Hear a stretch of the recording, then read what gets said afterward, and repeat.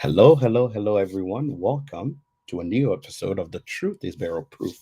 Here, we speak the truth about the Spirit.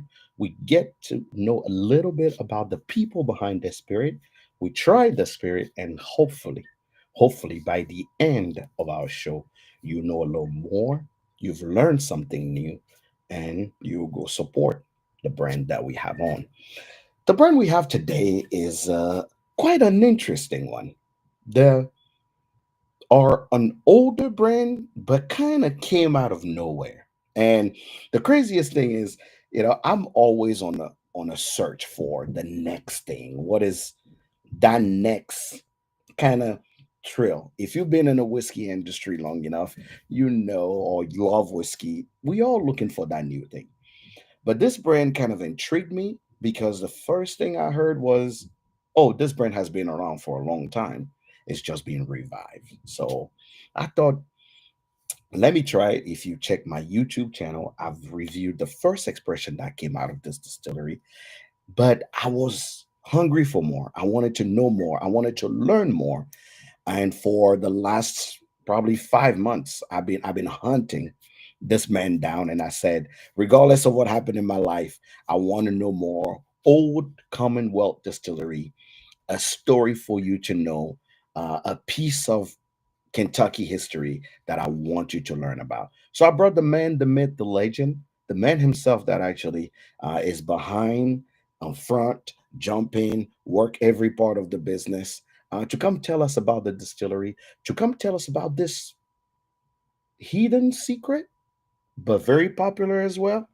I want to learn the history. I want to learn about the whiskey. So without further ado, I have Zachary Joseph from Old Common Distillery on the show. What's up, Zach? How's it going? Thanks for having me. Absolutely. It is my pleasure.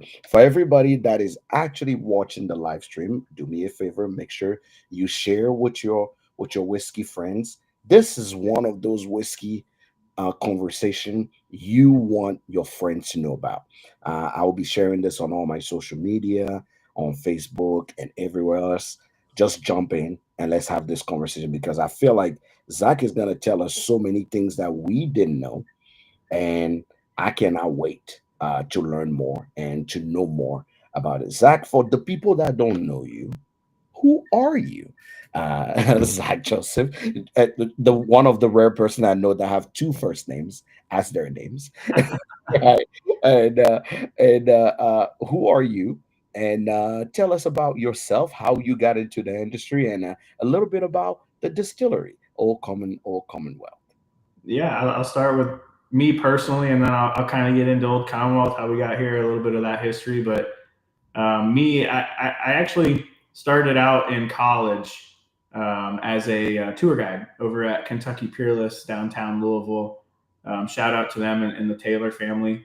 Learned a lot. I always say, like, if you want to learn the most about bourbon, then be a tour guide somewhere in the shortest period of time, right? Because you're gonna have to answer questions from the guys that come in that know everything, and also the audience that comes in and they don't necessarily know that you can make bourbon outside of the state of Kentucky. So two totally different ends of that spectrum there, and you have to end up learning very quickly the answers to all of these questions that you're going to get. So anytime I was home from college, 'cause I went to Alabama, but was always from Louisville. So anytime I was home from college, I would come back and work for Peerless.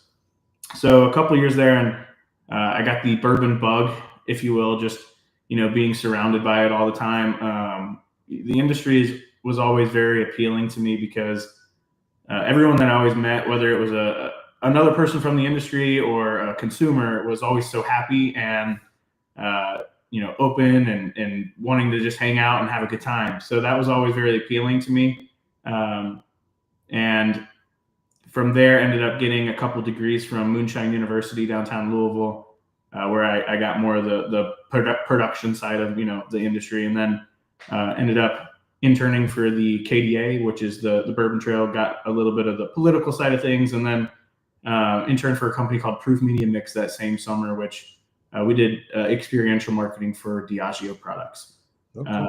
So got the marketing side of it, and then fast forward to a couple of years, and now I'm a big collector of whiskey, and that's how we ran into this venture. So I'll start kind of back in 1880. I guess that's when the property that we own has been around and it's been operating in the business for a long time. So 1880, it started as the Nectarine / S.O. Hackley Distillery. And then in 1889, it changed names to the Old Hoffman Distillery. Most famous brands that Old Hoffman did was probably Old Hoffman, Old Spring. They did a lot of private labels. They made torpedo fuel for World War II. And then the most famous brand that Old Hoffman was known for is the original creators of Ezra Brooks. So they were there until about the 70s. And around that time is when the Van Winkle family is getting bought out of Stitzel-Weller. And a lot of people don't know about the Commonwealth era, right? They think it went straight from Stitzel-Weller to Sazerac and Buffalo Trace. However, right after they ended up selling out there, Julian still wanted to be in the business. So in 83, he bought the property that we now own. He deemed it Commonwealth Distillery. From 83 to 2002, 2003 range, unknowingly creates the most collectible and sought after bourbon in the entire world. And inevitably, Buffalo Trace then comes along and buys out the Van Winkle name. And that brand is still with Buffalo Trace today. As many people know, they're doing very well. Fast forward a couple years after that, probably 3 or 4 years before COVID. And like I said, we're big whiskey collectors. And we go to this guy's house to buy a couple of bottles. And I remember he was trying to charge us double for one of them. And I forget if it was a Pappy bottle or if it was a old, Black Maple Hill bottle back in the day from Lawrenceburg. And, he was like, that one's 1,000, that one's 2,000. And we were like, why the heck are you charging us double for what we naively just thought to be the same bottle? Because we didn't know anything about the history about Commonwealth at the time. And he was like, well, that's a green glass version from Lawrenceburg. That's an original. So that kind of starts us down this deep rabbit hole that we dug ourselves into. And, we wanted to collect every single bottle that came from that facility, whether it was from Commonwealth, whether it was from Hoffman. We've got a couple of rooms now full of these original bottles, of a lot of those old Leprechaun Hoffman decanters, those Ezra Brooks car and horse decanters, if you've ever seen those from back in the day. A lot of the original Commonwealth stuff. And, just getting enamored and having a passion for all of these bottles inevitably came, well, whatever happened to a lot of these old brands that came from this building? It didn't look like anybody was really doing it. So we decided to start acquiring them, always with the intention to do what we're doing now, which is revive these brands, but in a way that we were going to honor the heritage and the history. We didn't want to just, revive these as this, mass-produced kind of shelf brand, because that's not what the originals were either. And we wanted to make sure that we did this right. We knew that we were going to get judged as well from the consumer side of things and the industry a little bit harder than the average new brand on the block, right? Because these brands did mean a lot to a lot of people, including us. So we wanted to make sure that we were doing it correctly. So, the next step was, well, whatever happened to the original property? And there was a guy named Lou DeFino that was living in the building. And I mean, it was falling apart. He had a sign company. He actually did all the signs that we have up there now. One of the nicest guys ever, but everything was overgrown. The roof and the floors had basically fully concaved in. A lot of the building was like that rusted sheet metal. You could probably find some pictures online of what it looked like before we started renovating it and getting it to a sound structure. But Lou, when we asked him if he would be willing to sell it, he kind of laughed. I don't think he ever expected somebody to want to come and buy the building because of how bad it was, shape it was in. But he was thrilled, and he was like, he even told us, he said, "There's no way that you guys are going to be able to get this building back to a sound structure." So challenge accepted on that. I actually remember my business partner and I, the first time we walked into this building, the main floor had concaved in. There's a basement down there, and if anybody watching has seen those old Hoffman Leprechaun decanter bottles that had the little like music that played on the back, there was just a whole bunch of those broken in the floor and a bunch of leprechaun heads looking up at us, and it looked like a bunch of Chucky dolls or something. We were like, man, what are we getting ourselves into? But it was definitely a lot to take on, and we took our time with everything because, again, we wanted to make sure that it was done right. It took us a long time to find the liquid that we thought was going to be good enough for a lot of these brands. I'm very picky about what I drink. So my theory is, if I'm not going to drink it, I don't like it, then it's not going on the shelf. Worst case is nobody buys it, and I at least have a lot of stuff that I enjoy to drink myself. But and you can drink yourself. Yep. But it turns out, I guess, the hard work, the patience, it's really shown to be paying off, because it seems that a lot of the customers and our fans have been really resonating with what we're doing, and that's been really cool to see. We always knew that it was going to be something special when we revived it. However, I don't think anybody on the team was expecting it to happen this quickly, especially in this market and environment that the industry's in. So to see all the support and stuff that's been happening so fast to us has been awesome. I am so happy to hear that, because hearing it now, I always say there's no one that make better whiskey than a whiskey nerd. that is the best way for me to actually explain it, because for me it's one of those things where, because you nerd out, because you understand what is happening, quote unquote, the best way to maybe get your consumer happy. You have a higher expectation, which makes sense. So let's let's talk let's talk. You buy the building, you kind of know now history. You get the building, you're in it now. You're probably throwing all your life savings in it to be able to revive it and make sure that this is working. Where do we go from there? The choice of spirit, did you go back in time and pretty much decided, you know what, I am 100% gonna keep authenticity? Did you source? Did you do what went on from there? So that was a good question. So we were always okay sourcing, partially because that's in our history, right? Obviously, when it was Hoffman and Ezra Brooks, they were distilling their own product on site back then. However, when Julian was there, he was never distilling anything. He was sourcing from Stitzel Weller, Old Boone, Heaven Hill.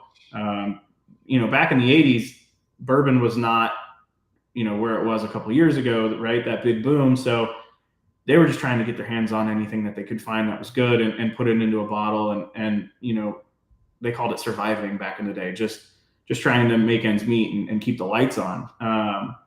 So I know that there's a lot of people in the industry too that they want to have their own distillate, and it's important to them that they're not sourcing. However, those collectible bottles that sell for $10,000 to $50,000, those are all sourced bottles. So I always argue that some of the best whiskey in the entire world is actually sourced whiskey. It's one thing to be able to distill a good product, and that certainly helps, but there is a lot to say about picking the barrel and being able to source and do the small batch blending that really can take a distillate to that next level. Inevitably, you could go to any large distillery, right? And I mean, we could go to the same fermentation tank, same batch mash bill, same part in the rick house. And 10 years from now, if I pull 10 samples from 10 barrels right down the line, the whiskey nerds are going to be able to sit there and say, those are 10 different whiskeys.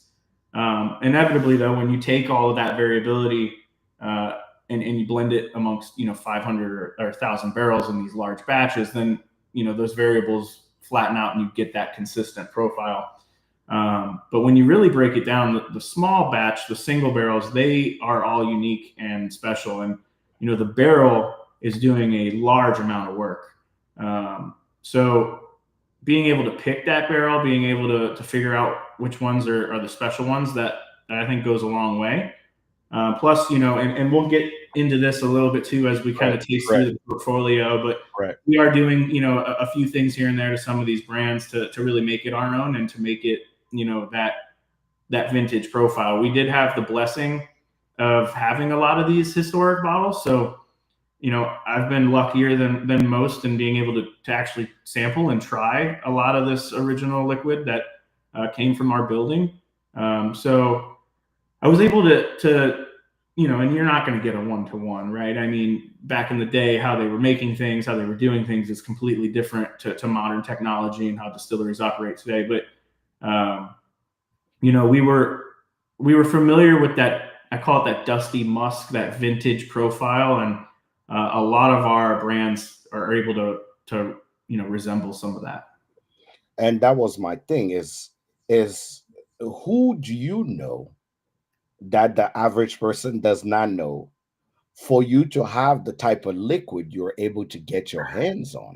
Like Because I said, as far as I was concerned, I was like, there is no way this person has access to this type of liquid. Just tasting your liquid, it seemed very much older, mature, which you don't find a lot in new brands. They barely can even get a 10-year-old whiskey without sitting in it for a while. So, mhm. not to speculate, not to kind of you having to give or show, kind of show proof, but how who did you know? Is there some liquid that was still sitting in that building that were Earl Barrel that you kind of revive, or did you just go to the older, based on history, the Heaven Hills of the world, the Sazerac door, say, hey, I'm trying to recreate something vintage here. I have this amount of money. I want this specific thing that I think will be great. Yeah, that's a great question. And to answer one of those questions first, if we would have found a bunch of old barrels in the basement, we probably would have never have even needed to start Old Commonwealth. We probably would have been able to get our monies back and some from finding those somewhere down there. So no, we did not. We did find, however, one of the original barrels. It was empty, but one of the original barrels that ended up getting a really high rating and award. We were able to find like all the old Hoffman accounting ledger books in the basement. So a lot of really cool things were down there.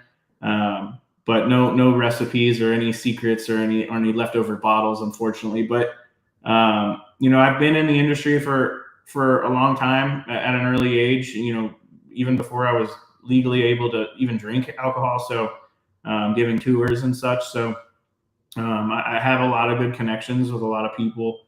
I've grown up in Kentucky, so I know I'm able to know a lot of people in the industry just from being local. Um, but I mean, that's a great question. I think we do things a little bit different. How we buy alcohol is a lot different. We obviously have to sign some pretty strict NDAs to be able to work with a lot of the distilleries and such that source us the liquid because we're not just buying these mass bulk orders from a lot of the same suppliers that a lot of other brands are doing it. But we also purchase it a little bit differently. So especially back in the day when COVID was at its peak, the secondary sourcing barrel market was a little strange. Like everybody was just buying everything they could and as quickly as they could, and prices were like really high back in the day. So there was always these, hey, I have X amount of barrels of this. Like, do you want it? And you would have to say yes or no basically that second and have them, the money transferred over into their account, or else someone else was going to buy it. And I always thought that was strange because sometimes these prices are very high and what they're asking for these barrels. So they can be the price of a car, a new car or a used car. So I always looked at it as you're essentially asking me to buy. You walk into a dealership and buy a car without test driving it. Mm-hmm. Mm-hmm. And that to me was always a wild concept.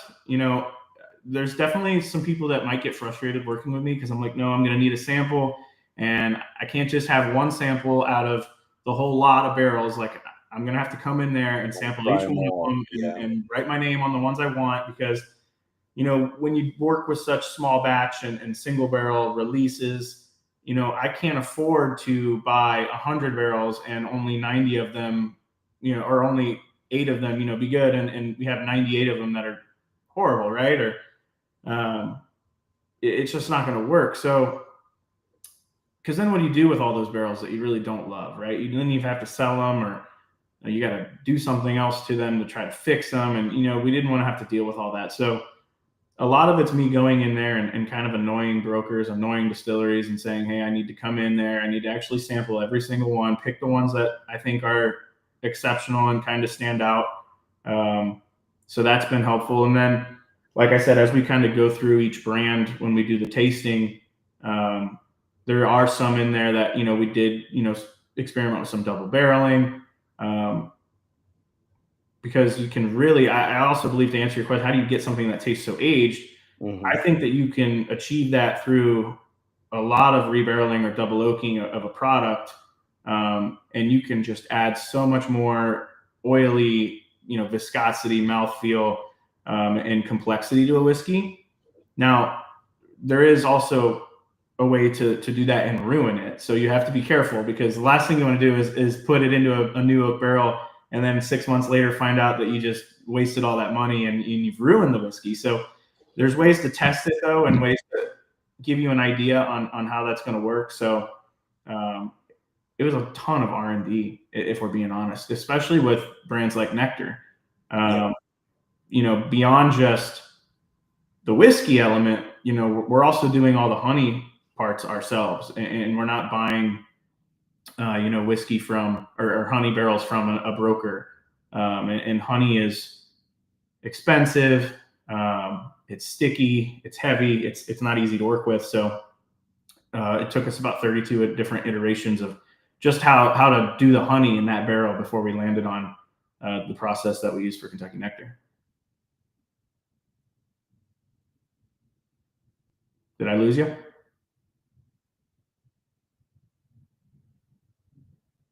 Uh oh.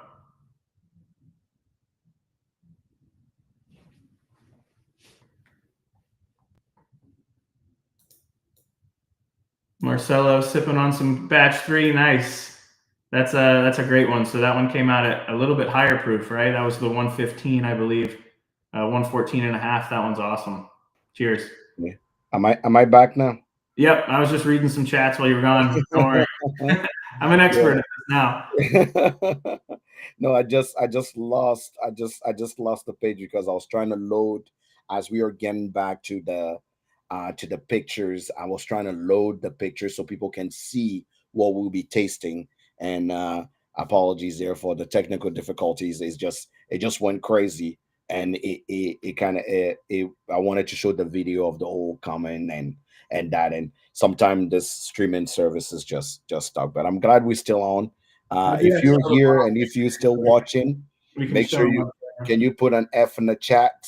Say I'm still here, so we know you still here with us on all the platform. If you're on Facebook, if you're anywhere, just do me a favor, just put an F in the chat so I know we actually still have you on here. If you still on, I want to make sure people are still seeing the stream here, because we are getting to the good part of this conversations where we get to start tasting and start talking about each expressions out there.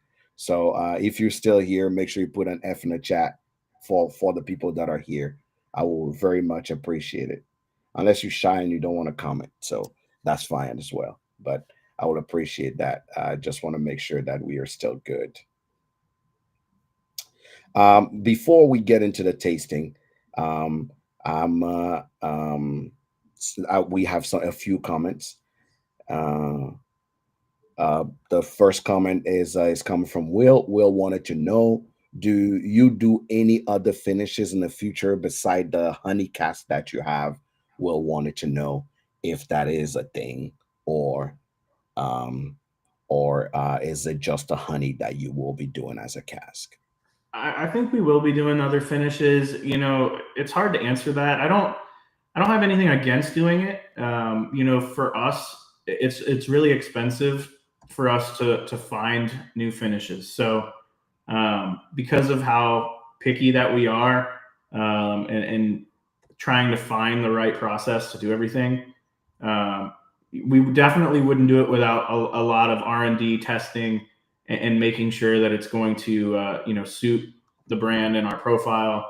Um, with nectar being the only finished product that we have, it's still, um, I always say it's walking a tightrope, right? Because we didn't want to fall into this, flavored, gimmicky kind of honey, like sugar bomb type of product. And whenever you're doing something like a honey finish, it's hard because the goal was, how do we tailor it to the premium whiskey drinker, the bourbon nerd, but also, be a little bit more inviting for someone that doesn't necessarily drink whiskey all the time. True. A true finish that's balanced. The goal was, we want to make the whiskey speak first, and then the honey speak second. So I think we accomplished that. But if we do another finish, it would have to follow that same principle. Before we even get further, before we even get into start tasting, there is one ambiguous thing that I doing my research I found. Your whiskey is not open to the public. Am I wrong or am I wrong? In terms of what do you mean? How What? to acquire your whiskey? It's not open to the public, right? It's a club. You have to No, join no, the no. club to have So access it to used to be like that. So the first two releases was exclusive to that VIP list on our website. it. Okay. And then I think it was right before Colonel Randolph. Uh, we had a few big media outlets pick up the Colonel Randolph story, and inevitably took our VIP list to a number that we could not. We could no longer send out emails to everybody all at the same time. Like it would flag it all as spam, so they have to now like send them out staggered. Even if we say 11 a.m. we want you to send this email, they're not going to do it. Correct. Um, so at that point, to us, it became unfair to continue to do it that way, because of how quickly our products have been selling out. Right? If you got that email 3 minutes late, then the odds are is you just were shit out of luck. So we inevitably had to shift gears. And now, if you're on the VIP list, you get all the information on the drop, you get all the updates, and then inevitably it's actually on our website, on our shop page to the public. But the only way that you're really going to know that it's coming is if you follow us on social media. If you're on the VIP list, that's where you're going to get all the information. Okay. I wanted to make it clear before we start tasting, because at the end I'm going to tell people where they can go and get the bottles. But I wanted to make it clear because it just seemed like you only had to be part of the VIP club to be able to get bottles first, and it's not just open to everyone. No, Now, yeah, it's open to everyone now, so it's fair game for everybody. It just goes live to everybody at the exact same time. okay. Now let's start talking expressions. What is the first expression you dropped on the market? You had this brand. As if you're just joining us, we heard about the history of the brand, the purchase, the old distillery, they brought it back together. They're reviving old brands, kind of matching the profile of those old names and kind of vibe of them by sourcing whiskeys that they believe matches those profiles. So that's where we are now. So now, which was the first expression? I think I've tried the first expression, but I want you to tell me, what was the first expression you brought on the market once you started? Yeah, it was in October 2024. It was Old Commonwealth Batch 1, OC10 is what we call it. OC10. Now this is technically Batch 2, but the bottle looks the exact same. So Batch 2 just came out last week. All right. Uh, If you wait a moment, I'm going to show the folks what yeah, that looked like. yeah.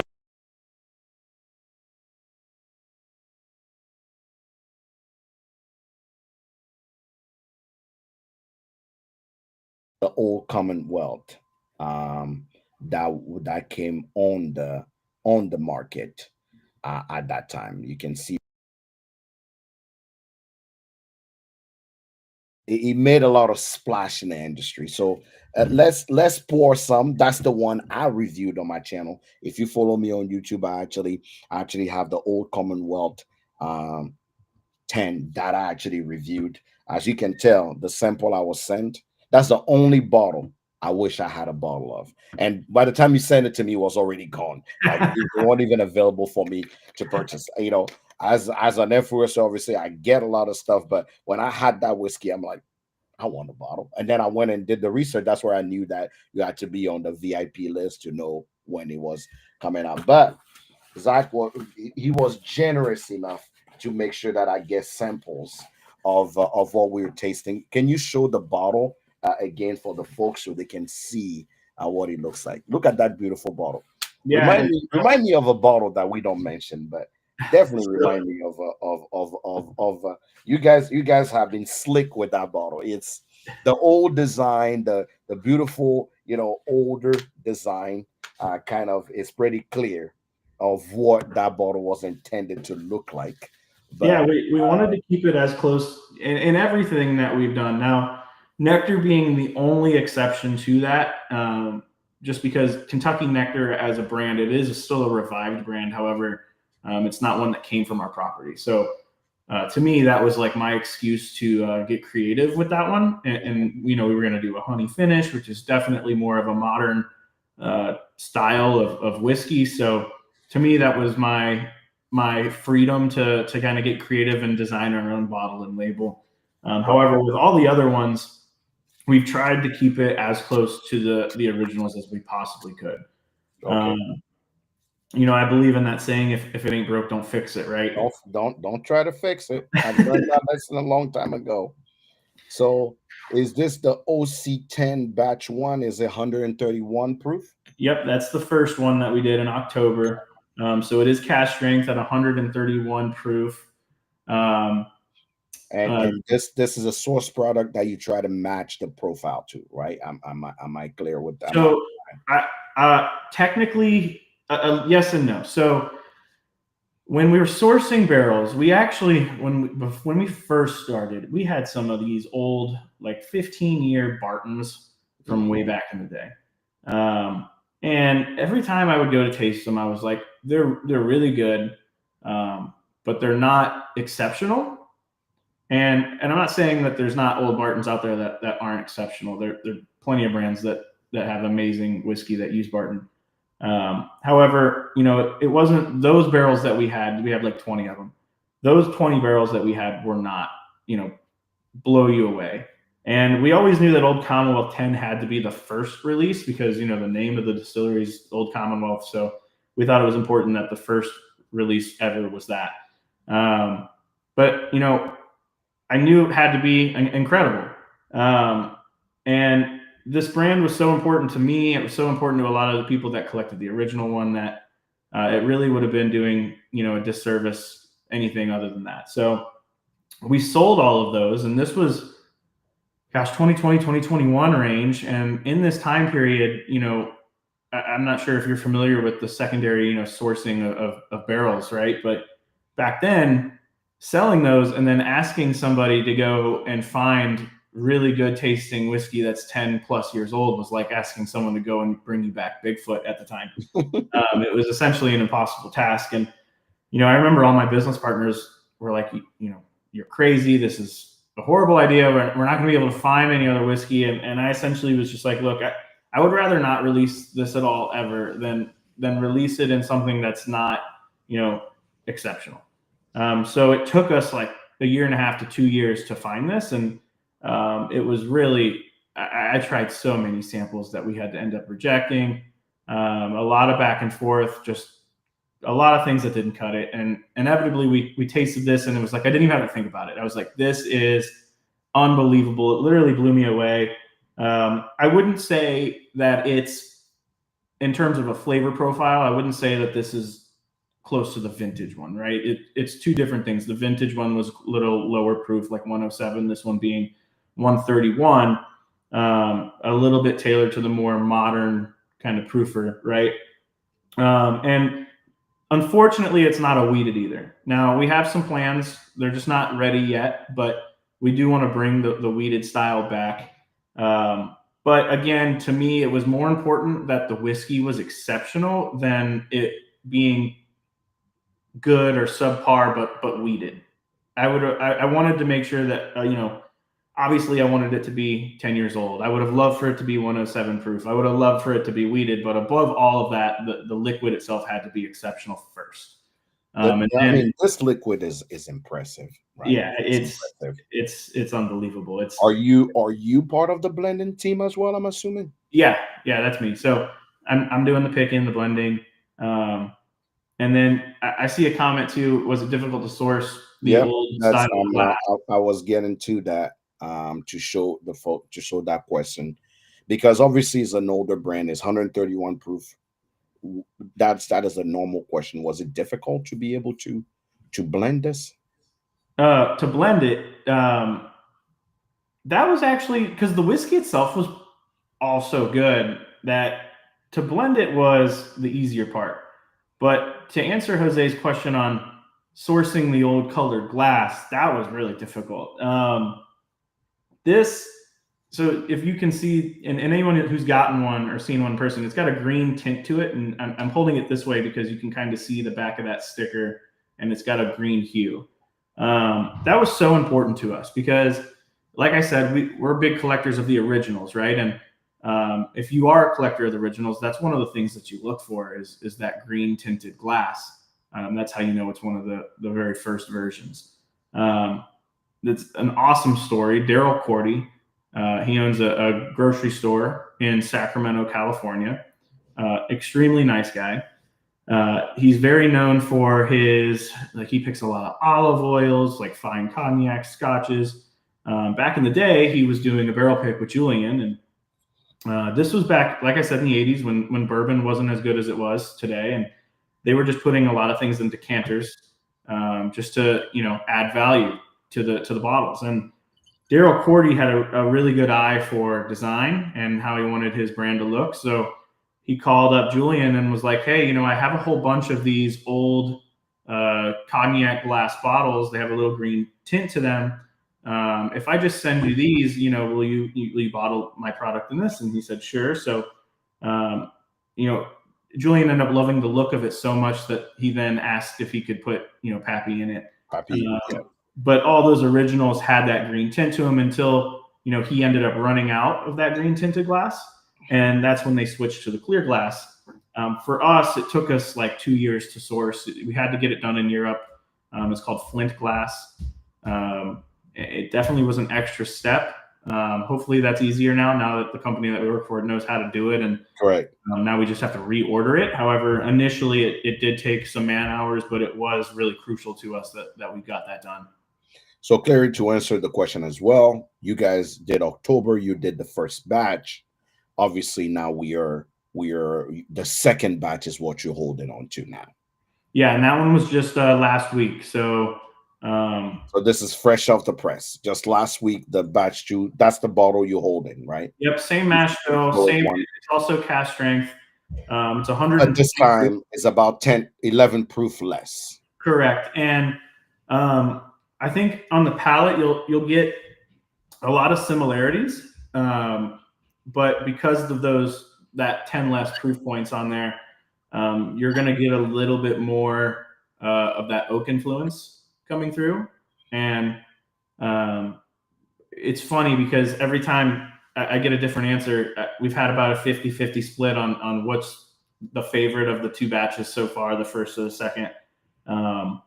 So it's always interesting to see, what everybody's going to pick. But I'm having the second one now, so I can tell you. There we go. What I believe is because the first one being my first pour.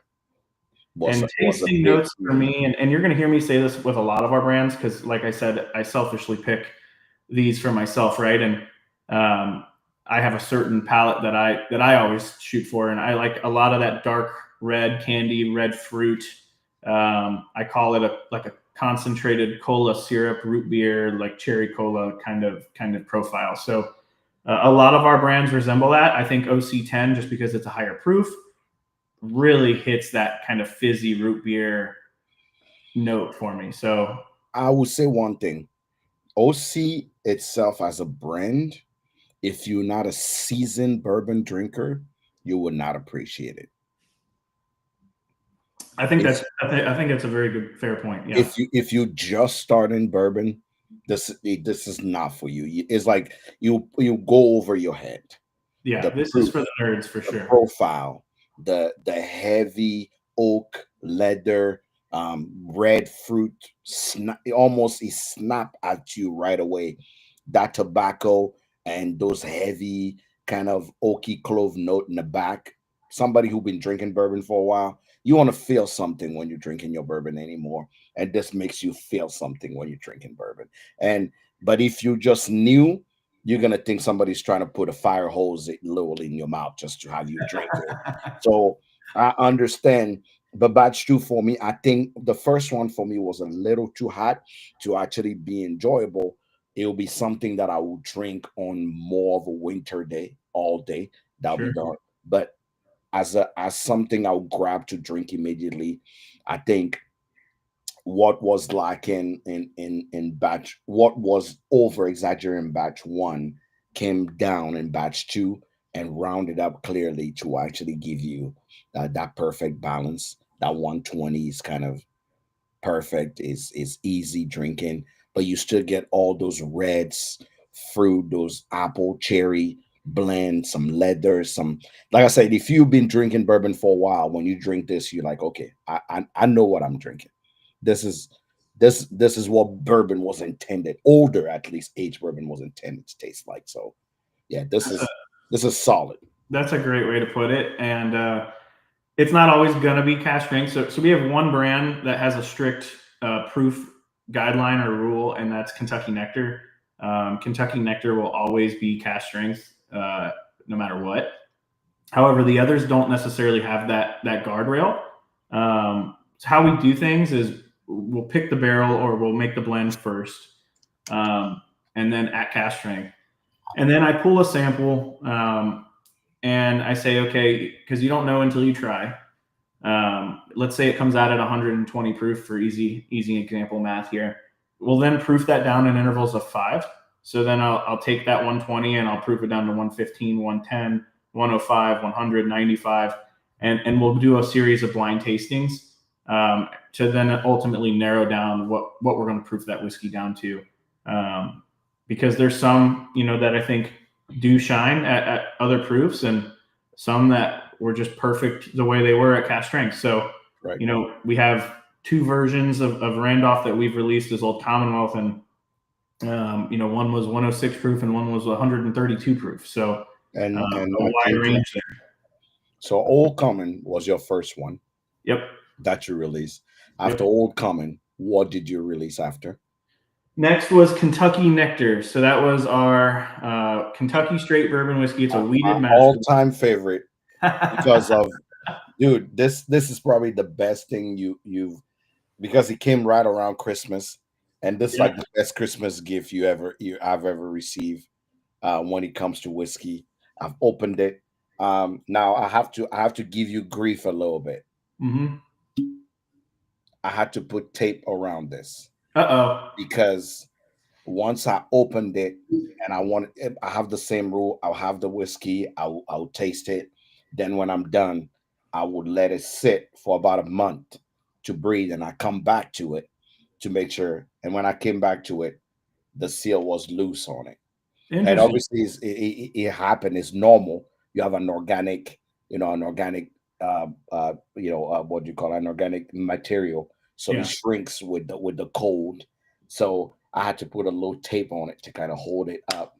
I said that's the only beef I have with the bottle, but the Yeah, juice itself and is we also learned the hard way too. So something that a lot of people don't think about, it wouldn't have mattered as much if we were just doing 100% traditional distribution on retail shelves. But because we are shipping nationwide to 40 different states, the other thing that you have to think about is if it's too tight and there's no room for any pressure exchange at all.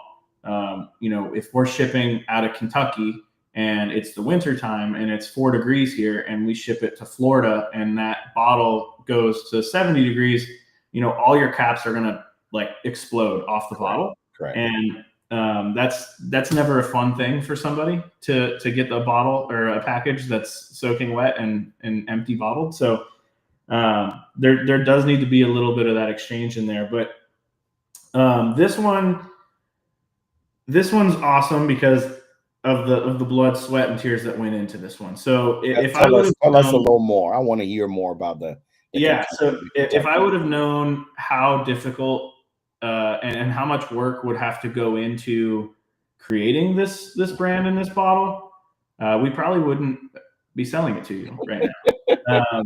It's honey's expensive, it's heavy, it's sticky. My wife actually makes fun of me because she knows when it's honey day because she can hear me like sticking to our kitchen floor with my shoes. Um, we do all the honey process ourselves. We're buying a fresh Kelvin barrel. We're putting the honey in there. We're putting significantly more honey than most people are. We have somebody that has to roll that barrel every single day, just to make sure that it gets in all the crevices. And then what a lot of people don't know about bourbon, the average consumer, is that from a TTB cola approval standpoint, right? You're legally allowed to add up to 3% artificial flavoring in any finished bourbon whiskey without having to disclose that to the customer. Correct. We never felt like that was always the most correct thing to do. So we're not doing any artificial flavoring. We didn't want it to be a sugar bomb, like I said, or this artificial taste to it. So we're also making sure that all the honey gets drained out of the barrel before the whiskey goes in. A lot of people get impatient or they just put the whiskey right in because they're only using, a little bit of honey.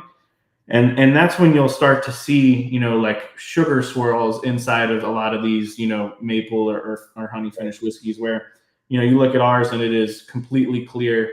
I wanted you to be able to drink this back to back. If you've had like something that's really sugary, like a screwball, right? And after a few of them, you kind of get this like phlegm congested feeling in the back of your throat. I really did not want that here. Like I said, the goal was making something truly balanced. I also think, and I could be wrong, and if someone knows of another one, let me know. But I think we're the only Kentucky straight bourbon whiskey that was a wheated mash bill. That's a honey finish.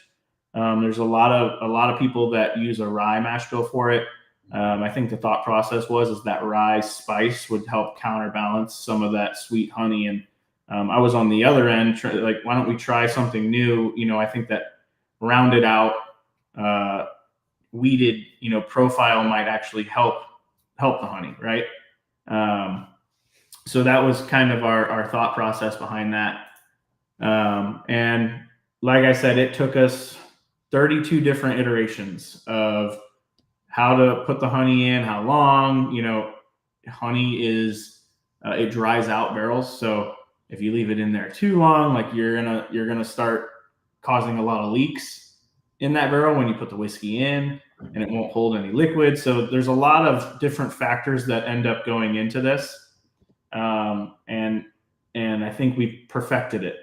It is a true balanced honey finish, and it's something that you can have multiple drinks of. And obviously, my recommendation is to drink it neat. I drink all of our products neat. No, this is, you don't even have to put recommendation. Trust me when I tell you. That's why I made it one of the top 5 bourbon that I've tried this year. Appreciate the reason why is because it is without any doubt a well finished bourbon. I can't even talk shit. I think this is just fabulous. What the work you put in shows clearly. I'm not a finished bourbon guy. I don't usually even look at finished bourbon, but I tell you what, I love this from the first sip. Like I said, I feel like I messed with the taste by putting my tape around it and make sure I can seal it. But I'm telling sent you you now, some of the newer samples too, and I think also because we're always using a brand new oak barrel for the honey. So technically, it's a double oaked, I think, as well. Correct. And the whiskey's between 5 and 6 years old, but that double oak, that's where you get this just dark, beautiful color from. Right. It's no, let's give it a let's take a moment, right? I'm gonna hide your face, but let's take a moment and actually just give it to the bottle. For me, it's probably one of the most like awesome design of bottles that you have is imposing, and obviously the liquid itself is just beautiful. Just I I I cannot say enough about this thing. It's just for me the most beautiful bottle out there. I love the what you did in the back of it. It's elegant, and the whiskey itself is solid. So for me, when I got this bottle, I'm like, that's best Christmas gift ever, right? So congratulations on that. I Thank you. and the funny thing is, I hate to say it, but I reviewed the OC10, but when I received this one, I'm like, better than the OC10. I can I could drink. It's one. Is yeah, it's 106. I could drink this at any weather, anytime, at any moment. So it was just one of those things where I'm like, you did a great job just doing this one. Whatever effort went in, it is clear in the spirit that is there. So it's one of those. I've had a long day. I come home. I wanna drink something. I'm having a cigar, and I want something sweet with my cigar. I'm going. Yeah. I want what do you call it, bourbon punch. I'm making a bourbon punch with this. The proof is holding, the taste is holding, the profile of the taste is beautiful. You succeeded. So your hard work, I'm not gassing you up, but your hard work shows in this release for We sure. really appreciate that. And I think the best compliment, is you saying that because you're obviously, a whiskey nerd, a whiskey connoisseur. And I think the best compliment I ever received from somebody on Nectar was they were like, "How did you appeal to both the whiskey nerd and people that don't necessarily drink whiskey all the time? Like with Absolutely. Kentucky Nectar, you were able to hit both audiences, and a lot of people think those audiences are very different from each other in terms of what they like to drink. So it's really special that we were able to. And yes, it's great straight, but if you like old fashions or Gold Rush, it makes a mean one of those as well. So Absolutely. So let's talk about the next expression. So you put that out, and then you didn't stop there. You literally did not stop. You went you remind me of that John Oliver thing, banger after banger after banger, right? That's how I feel when I talk about Old Commonwealth. So tell us about the next expression. yeah, and that's what we want it to feel like, right? We want it to feel like one after the other. We're just putting out amazing things, and appealing to a lot of different audiences. So the next one was Colonel Randolph in February. The next new expression, anyway. I'm actually sad you did not send me a sample of that. So We would we have. didn't send this to anybody, and the reason is because this is our. It's always going to be between 14 and 16 years old, and it's reserved for exceptional single barrels. Colonel Randolph will always And this be is a this single is barrel. that the one Colonel Randolph? Yep. And You guys there's are you guys are seeing it now. So, when you're talking something between 14 and 16 years old and you're talking a single barrel, there's just not a lot of them. That one that you're looking at in the photo had 116 bottles. Um, Are we, you we did a kidding me? private pick that had 64 bottles. And then the one that we just released a couple weeks ago, that one had 120 bottles. So there Um, is three batches of that you already released. yes. So now the one that you just This is showed. the one, the Colonel Randolph, the 132 proof. Now that was the one 2 weeks ago. So then Okay. the 106 one is the first version. Okay. So Now Colonel Randolph 15-year 106. I would say let's start there. Okay. So So the I'll tell you first the one you story here. released, Yeah, and the this is a fun 106. one because Gordon Hugh was the original creator of the Colonel Randolph revival, right? And a lot of people know him mostly from A. Church 16 year. He's the founder of A. Church 16 and Boone's Knoll. Hertz? Yeah, Gordon Hugh. Okay. So Gordon Hugh, when he was in his 20s, He ran into a lot of barrels from Pennsylvania. A. Hirsch 16 actually has a book written about it now. It's called The Best Whiskey You'll Never Taste.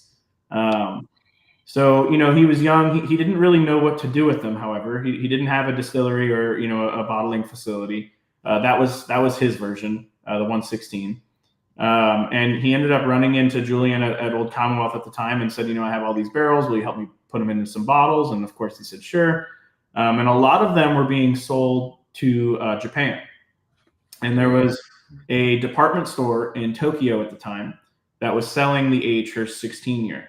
And the department store across the street calls Gordon Hugh on the phone, and they're like, hey, we love your product. We want to sell it as well. However, we value the sense of scarcity and the supply and demand. So we want to sell the same exact liquid, but we want you to put it into a completely new brand. And they gave him this old book of old vintage whiskey brands that had, either gone out of business or shut down. And they said, pick one of these, give us the same liquid in a completely different thing.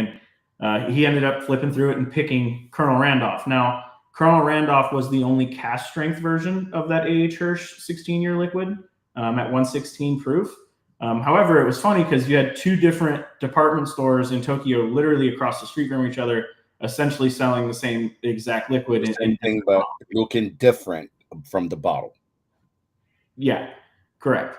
And what's fun is when we'll have a VIP tasting room when that gets opened on the tours and stuff, and whenever we have another, I want to see that. Yeah, so it'll flip seasonally depending on what our allocated release is that time of year. So, for example, when it's Dirty Helen Cromwell, it'll look like Dirty Helen's Bar in there. But for Colonel Randolph, we have another brand that we'll be reviving that has something to do with Gordon Hughes. So a little sneak peek for the fans. But the VIP tasting room is going to look like two competing. Can we take a moment and talk about your vision as a person? Because you kind of, did you dream about this? Did you want this? Is this what you imagined in your head when you guys were going and buying this thing? You're like, you know what? This is the vision I have, is for the bourbon lover, of a lifetime to come somewhere and have a once in a lifetime experience that they will live and talk about forever. Because you're talking about this bar now and this tasting room and that, and I never seen a tasting room flip to just match a historical image. So, I want to, kind of give you props on that. But how do you? Is it a team effort, or is it just you going? I definitely cannot take 100% credit. We have an awesome team of owners and partners and people that we work with on a daily basis that really help. I'm really good at these crazy ideas, and then I need a lot of help fine tuning those to be logistical and make sense, right? So I fortunately have an awesome team that I work with. Definitely cannot take any 100% credit. However, we do have the benefit of when a good idea comes around, or somebody thinks of something that's a little unique or out there, we don't have to go up this corporate ladder to inevitably have that idea changed 37 different times before it actually gets released. It's, hey, this is a cool idea, let's do it, and everyone's like, sure, you know what I mean. So it's really that simple for us, which is good because I get to do stuff like this. My big thing, and what I want Old Commonwealth to be, the revival that we did here, is I want us to be a premium product, and I want it to be always at the utmost quality. However, I want it to be fun. I want to do cool stuff. I want to do stuff that a lot of other people have not done.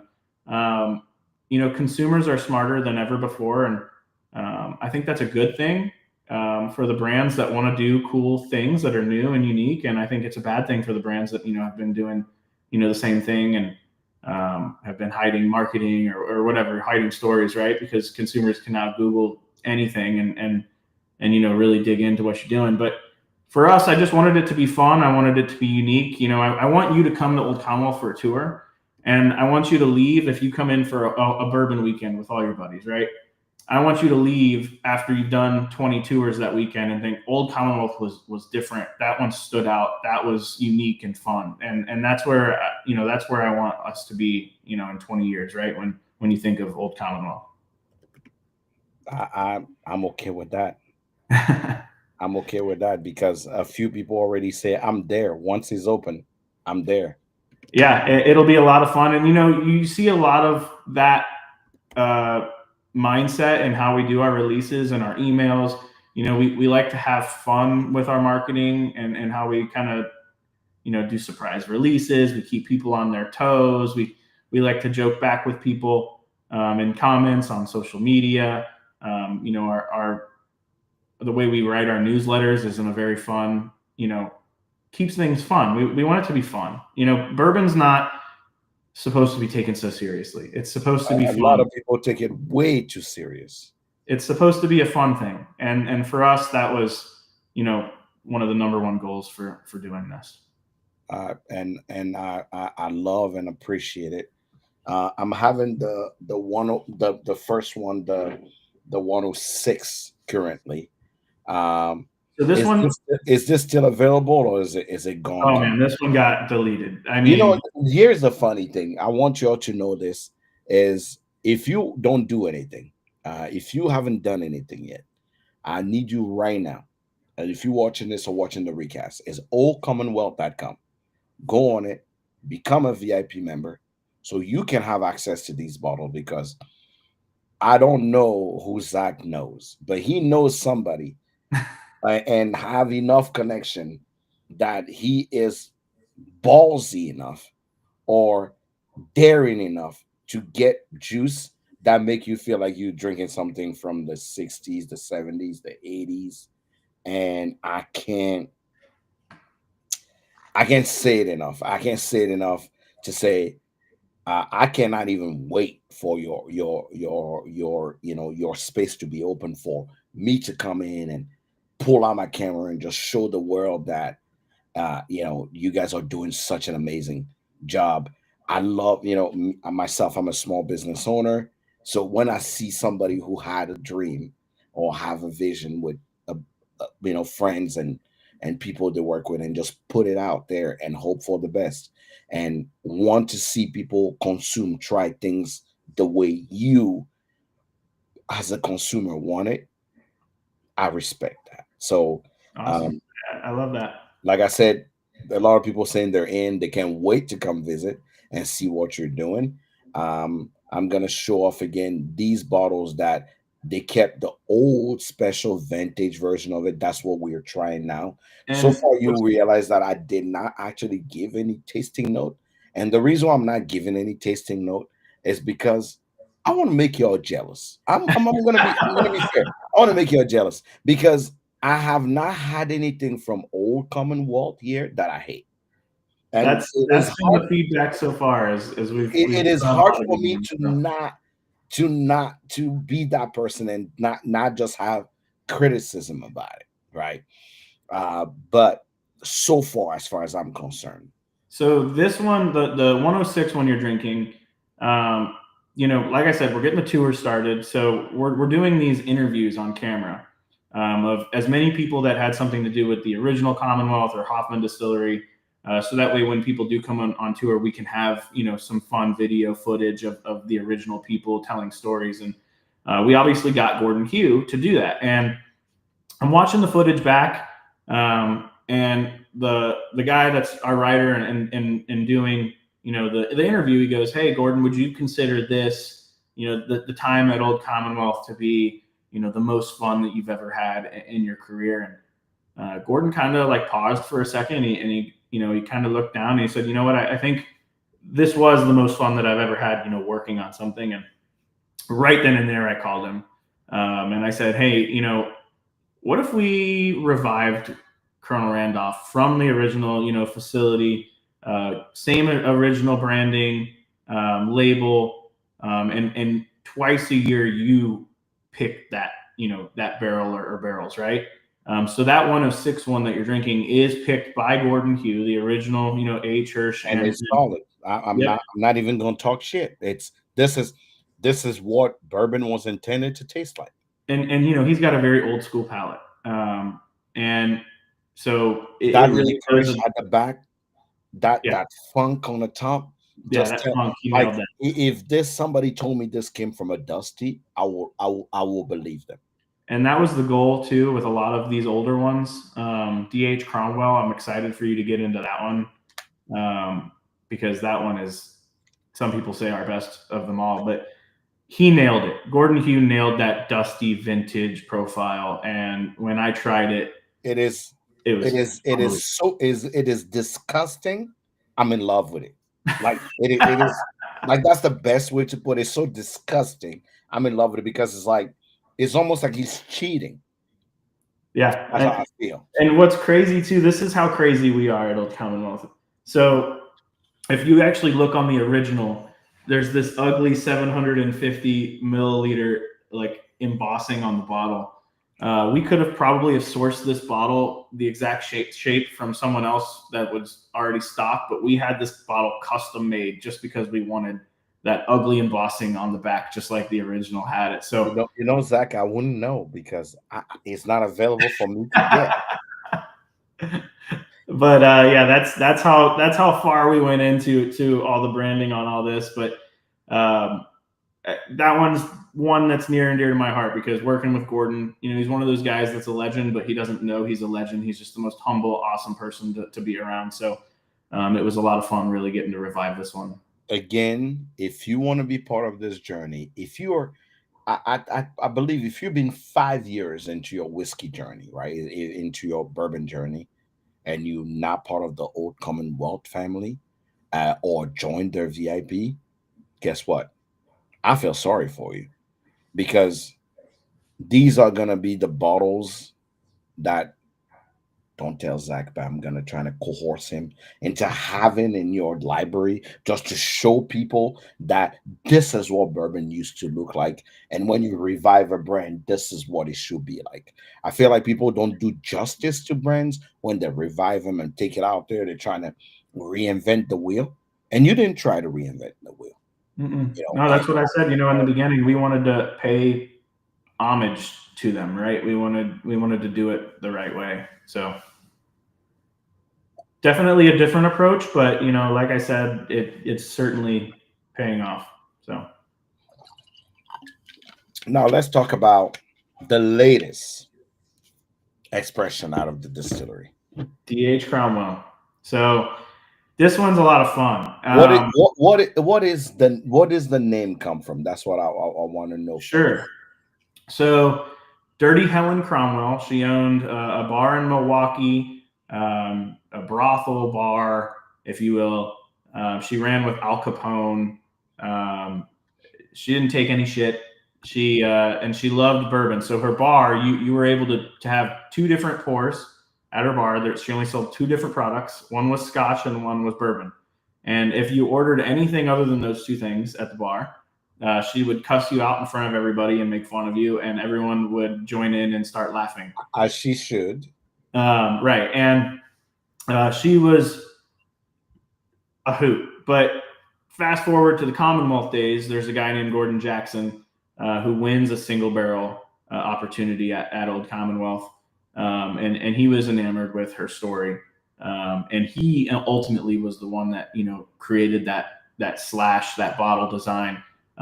The original had VGS on the bottom of that label, which stood for very good shit.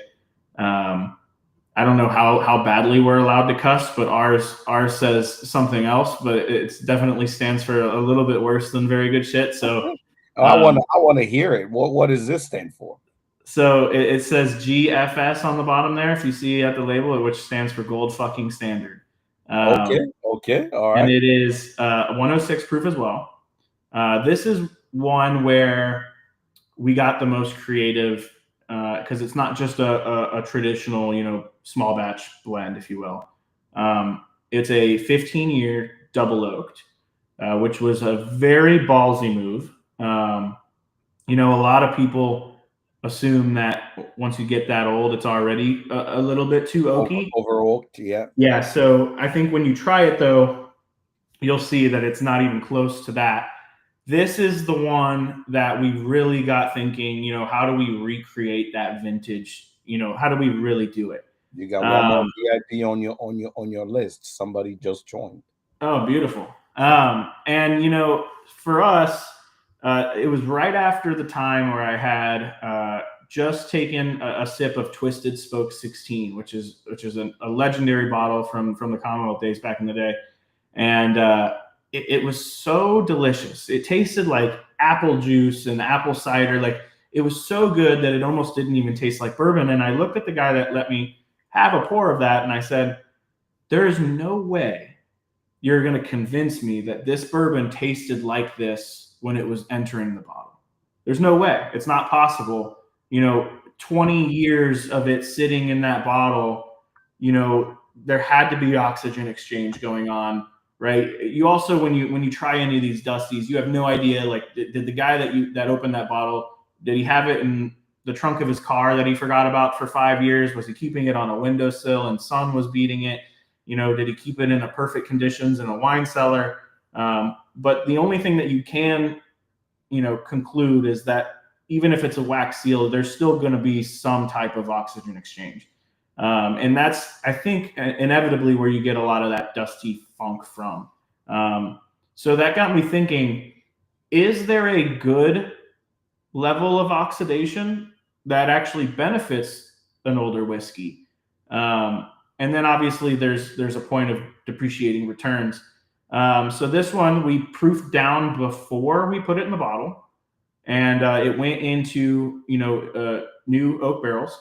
And a lot of distilleries, if you ever go and do like a Rickhouse single barrel tour, a lot of distilleries are drilling holes in barrels to pull samples because they don't want that oxygen exchange to get in there. They want the aging process to be undisturbed.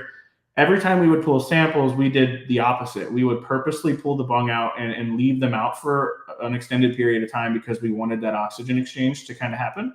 And we wanted that perfect amount of kind of oxidation, if you will. And this one is one I'm going to, if you have a second glass, this is a fun experiment. Pour some DH Cromwell, obviously do your normal tasting notes, but then also put it to the side and forget about it and let it sit for 10 minutes. And you're going to almost have a completely different and unbelievably mind-blowing whiskey. So I have the batch 4 here. Which one? Let me see. Do you have it should be DHC. No, that's Kentucky Nectar. Do you have DHC? I thought I sent that one to you. Yeah, DHC. Yep. DHC 15 year. Yep, that's it right there. So I have the DHC 15 year 106. Yep. And I have the CR 16 Founders. Yeah, that's the next one. We'll go. That's another Randolph, but that's the most recent one. I think that's a good one to end on. So this DH Cromwell, if you're a lover of vintage dusty bottles, typically people say this is our best one yet. And I know that that's like asking a lot of people to pick like your favorite child, because I think all of them are good, and as you've seen, we've put out a lot of bangers, but this one's in a very special league of its own, in my opinion. You would never guess that it's double oaked, and it is so complex. This is very good. The finish on it is just it lingers, and it's got a lot of fruits going on. So much good oak influence. It really does encapsulate that vintage pour. I would tell you right now, I don't know what the heck you guys are doing there, but you definitely are doing some sorcery to make me feel like I'm drinking a dusty. I'm drinking something older than what it is, because that finish with the licorice and the licorice and a little bit of that older kind of licorice umami finish with those spice, star anise spice, make me think of an older whiskey versus a newer whiskey. For sure. Yeah, it's unbelievable. It's a little bit more inviting from a proof standpoint too. So if you're not a whiskey nerd, it's a pour that you can this is a bottle that is easily crushable, is what I like to say.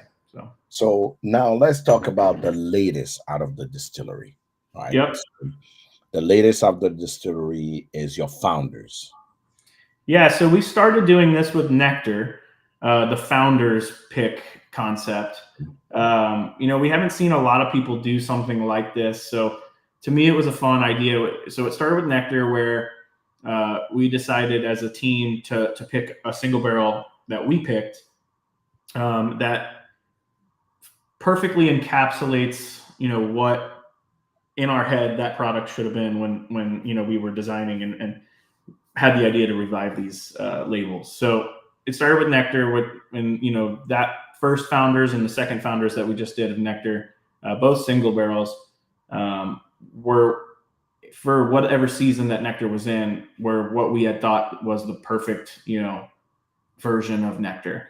Then we started doing them for the other brands. So we dropped batch 4 of Kentucky Nectar on our website in July at 11, and at 11:15 a.m. Eastern time, unannounced, as a surprise to everybody, I personally picked this Colonel Randolph. It's cask strength at 132 proof. Um, Strawberry preserves, just cherry cola, fruit bomb. And if I didn't tell you it was 132 proof, you probably would have guessed significantly lower than that. Um, in my opinion, it's one of my favorites, and this is an epic one. You know the craziest thing?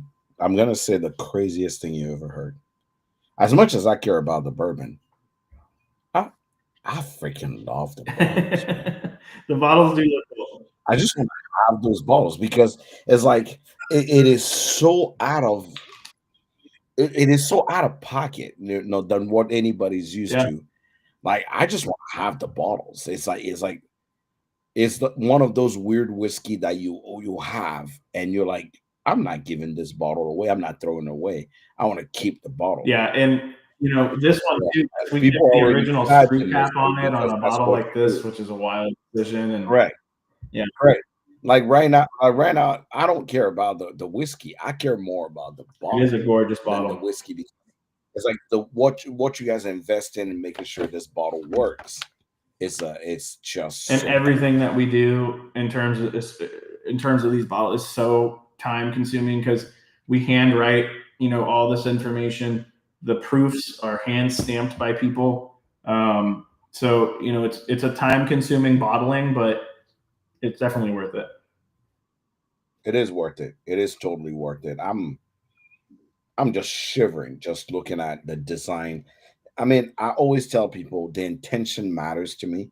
Uh, the intentionality people have behind their brands matters to me because you may think you're just doing something benign, but the consumer pays Oh attention yeah, to that. They know that you have their best interest in mind.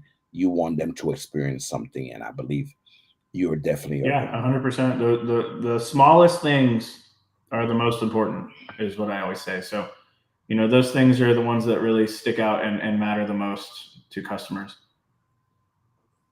So I'm gonna ask the same question as this viewer is asking. Um, just I asked two questions to the brain. So the first question is, what's next? So What's next? What should the consumer or an old Commonwealth OG that started with you back in 2024 that have been with you or become a yeah, VIP? so to become a VIP, it's What are we easy. looking Just forward you just to? go to our website, you go to the OC VIP tab. It's free to join. You just put your info in, and boom, you're done. Um, but if you also follow us on social, that newsletter, you're going to get all the updates. While I can't give, because we do try to keep everything with that element of fun and surprise. While I can't give exact details yet on the next release, I mean, we need one thing I for can the truth is I there, can but we say need this. one I can scoop. say that probably September range, we'll be having some fun, and before the year's over, we will have another revival coming out, maybe more than one. All So right. I'm done All reviewing. right, all right. Y'all heard it here first. The man told y'all you need to make sure you go on oldcommonwealth.com and make sure you get abreast with what's coming in the future. But you already heard it. September something is coming, and before the end of the year, something amazing. A revival is going to happen. And who doesn't like a good revival of when it comes to whiskey? I cannot wait for it. If the information is sent to me, I'll make sure to share it with y'all so y'all know what's about to come on this side. Remember to like, share, follow, and make sure you follow Old Commonwealth on Instagram because they actually do a good job of posting there. And make sure you actually go on the website, become a VIP, so you can get those newsletters and know exactly what's happening in the industry. But now, my last question to every guest that I ask everybody: where can people find Old Commonwealth, and what can we as consumer do to support you as a distillery and as a business and as an Yeah. owner? So, I mean, obviously that newsletter and following us on socials a big support. Um, but in terms of how you can get our products, so whenever we have a drop, is what we call them. They always end up on our website first. The website allocation always goes out first, and then a week after that, it goes out to traditional distribution. Which currently we're in Illinois, in all the bennies in Illinois. We're in Kentucky and Tennessee. We're about to open up in some other states, and once that's confirmed, we'll definitely send out a social post and a newsletter announcement to update you guys. Um, but the if you're not in those three states, then the best way to get our stuff would be through the online drops. All right. So I want to make sure you guys understand and this is what's happening with it. Now, how can we support you? How can we, as consumer, people listening or watching the recast, this is going to be posted on the web on the podcast platform. How can we Just support you? follow us and join the journey. It's as easy as that. And then from there, it's how can we support you guys and just making sure that we can continue to do what we're doing and drop more bangers. All right. So you heard it here first. This was Old Commonwealth Distillery. His name is Zach Joseph. And like I said, the only person I keep in my repertoire that have two first name as a first and last name. Make sure you actually follow oldcommonwealth.com or Old Commonwealth Distillery on Instagram to learn more about what's happening and with this brand. Let me tell you this: if you're somebody who's collecting dusties, if but you can't open them because you just want to keep the thing, uh, if you're somebody who's a Pappy Van Winkle fan, and if you're somebody who understand the heritage of what bourbon, Kentucky bourbon tastes like, I challenge you to actually try something from Old Commonwealth. You will be pleasantly surprised. Zach, thank you so much for spending some time with us on the Truth is Barrel Proof. It was a pleasure having you. Um, and I hope in a couple years I can have you back so people can see the evolution of common health. I'm hoping that I get invited to actually come when you set up the whole tasting room so I can come in and actually pull out my phone and show the folks what is happening there, what's the vision. Um, thank you so much for taking the time. Thank you so much for coming on and spending your Monday with us. Um, Brother, all I can say is congratulations on what you're doing. Keep following this vision. We, the consumer, are excited, and we hope the best for you on this journey because we know it's not Thank you easy. guys so much. Thanks for having me, and always welcome to come by once we're open and getting the tour. So again, thanks for your time, and we love doing stuff like this. So Cheers, cheers. everyone. And if you're here, remember, my name is Jack Bigadoo. I'm also known as a Hood Sommelier. You can follow me on all your platform. Make sure to share, subscribe, and also follow so we can actually do more.